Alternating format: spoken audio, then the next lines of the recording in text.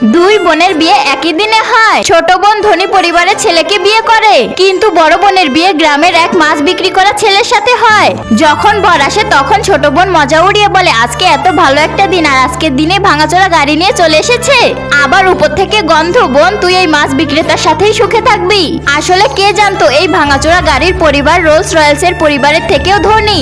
বড় বোন যখন শ্বশুর বাড়িতে যায়, ও গিয়ে দেখে ওর শাশুড়ি রোলস রয়েলসের উপর মাছ শুকাচ্ছে। ভিতরে যেতেই অবাক হয়ে যায়, পুরো চপস্টিক রূপার তৈরি, আর খাবারের টেবিলে অনেক ইউনিক খাবার।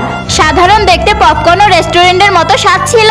তখনই স্বামী তাকে লাল কাপড়ে গিফট দেয়। মেয়েটি ভাবে হয়তো মাছের ডিম হবে, কিন্তু খুলতে ভিতরে অনেক সোনার চুড়ি ছিল। শাশুড়ি অনেক রাগ হয় আর ছেলেকে বলে, কতবার বলেছি সস্তা জিনিস আনবে না। স্বামী দ্রুত আরেকটা বক্স দেয়, ওতে হীরার গয়না ছিল।